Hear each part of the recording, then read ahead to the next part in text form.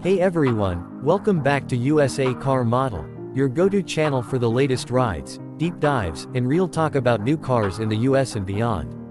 Today we're diving into the 2026 Renault Captur, what's changed, what's new, and whether this little SUV is worth your attention in 2026. Let's get into it. You might know the Captur is Renault's compact crossover, and for 2026 it's getting a pretty solid overhaul in several areas: powertrains, tech, and safety.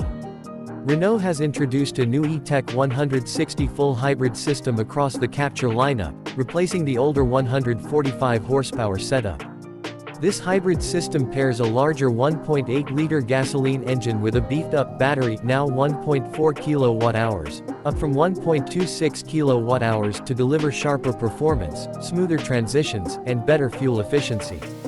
One big highlight: Renault says the 0 to 100 km/h, 0-62 mph time is more than a second quicker than before, alongside about 5% fuel consumption gains.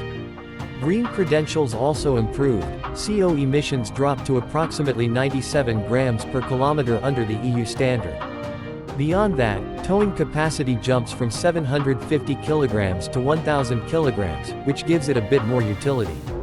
Under the skin, the multi-mode transmission architecture has been revised.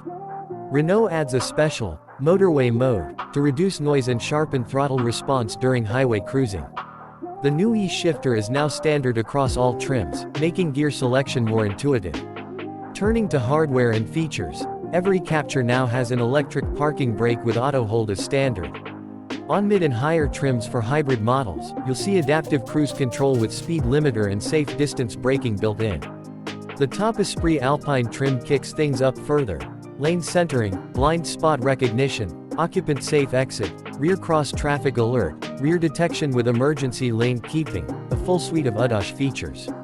Renault has also refined the interior. The 2026 Captur gets nicer materials, better ergonomics, and a fresher dashboard layout. Higher trims may carry a vertical 10.4-inch touchscreen running the OpenR-Link system with Google Services integration. A 10.25-inch digital instrument cluster complements the setup, and there's a reshaped, floating center console for better space use. Infotainment features like wireless Apple CarPlay, Android Auto are expected across many versions. Now, what about drawbacks or topics to watch? While the updates are solid, Renault is pushing this model mostly in European markets, so availability, specs, and trims might differ or not be offered in the US. Additionally, when any new tech is layered on, reliability and long-term durability become questions, especially for hybrid systems. The added complexity of more sensors, electronics, and ADAS features may introduce maintenance or calibration challenges down the road.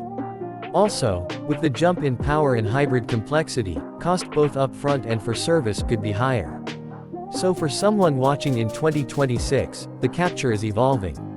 It's trying to balance efficiency, performance, and tech in a compact package. If you like compact SUVs with hybrid capability, and you value tech and safety, this is definitely one to keep an eye on. On the other hand, if simplicity, ease of maintenance, or wide parts support is your priority, you'll want to dig into what the US or your local spec offers and what service network supports it. Alright, that's our look at the 2026 Renault Captur.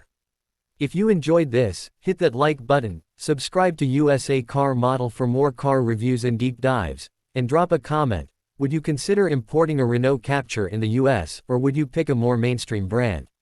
See you in the next video.